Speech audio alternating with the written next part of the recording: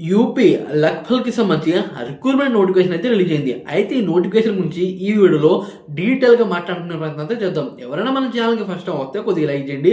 ఇక వీడియో అయితే స్టార్ట్ చేద్దాం. UP Lekhpal recruitment 2026 apply online for 7,994 పోస్టులు అయితే ఉన్నాయి. అక్షరాల యూపీ ఎస్ఎస్ఎస్సి ఈ రకంగా అయితే ఉంటుంది. ఇప్పుడు మనం నోటిఫికేషన్ ఓవర్ వ్యూ గురించి మాట్లాడుకునే ప్రయత్నం అయితే చేద్దాం.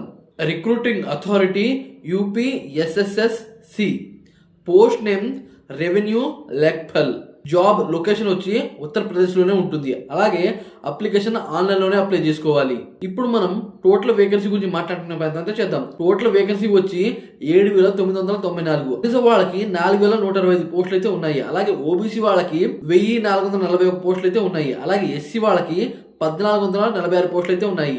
ఎస్టీ వాళ్ళకి 150, ఈడబ్ల్యూఎస్ వాళ్ళకి 792 పోస్టులు అయితే ఉన్నాయి. ఇప్పుడు మనం అప్లికేషన్ ఫీ గురించి మాట్లాడుకునే ప్రయత్నం అయితే చేద్దాం. ఆల్ కేటగిరీ వాళ్ళకి 25 రూపాయలు మాత్రమే. PA, debit card, credit card, net banking ఈ రకంగానే మనం అప్లై చేయాలి అప్లికేషన్ ఫీజు ఇచ్చి. ఇప్పుడు మనం ఇంపార్టెంట్ డేట్స్ గురించి మాట్లాడుకునే ప్రయత్నం అయితే చేద్దాం. నోటిఫికేషన్ రిలీజ్ వచ్చి 16 డిసెంబర్ 2025. అలాగే అప్లై స్టార్ట్ డేట్ వచ్చి 29 డిసెంబర్ 2025. అలాగే లాస్ట్ డేట్ వచ్చి జనవరి 28, 2026. అలాగే కరప్షన్ వచ్చి 4th ఫిబ్రవరి 2026. ఇప్పుడు మనం ఏజ్ లిమిట్ గురించి మాట్లాడుకునే ప్రయత్నం చేద్దాం. మినిమం ఏజ్ వచ్చి 18, మాక్సిమం ఏజ్ వచ్చి 40. అలాగే ఏజ్ రిలాక్సేషన్ వచ్చి ఉత్తరప్రదేశ్ గవర్నమెంట్ రూల్ ప్రకారం అయితే ఉంటుంది ఏజ్ రిలాక్సేషన్. ఇప్పుడు మనం ఎడ్యుకేషన్ క్వాలిఫికేషన్ గురించి మాట్లాడుకునే ప్రయత్నం చేద్దాం.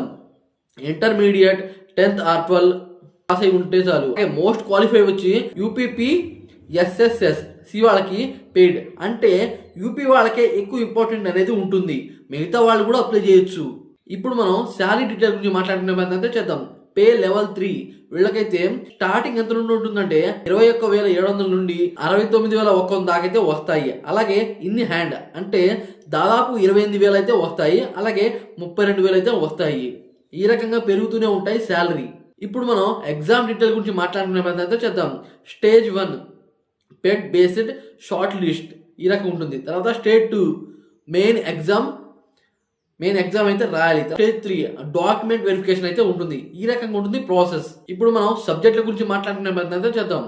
General Hindi, general knowledge, mathematics, reasoning, అలాగే యూపీ జీకే ఎగ్జామ్ లో ఈ రకంగా అయితే ఉంటుంది. అయితే ఇటువంటి నోటిఫికేషన్ సంబంధించిన వీడియోలు మన ఛానల్లో ఎప్పటికప్పుడు అప్డేట్ అవుతూనే ఉంటాయి. మన ఛానల్ కొద్దిగా సపోర్ట్ చేసి సబ్స్క్రైబ్ అవ్వండి ఫ్రెండ్స్ ప్లీజ్.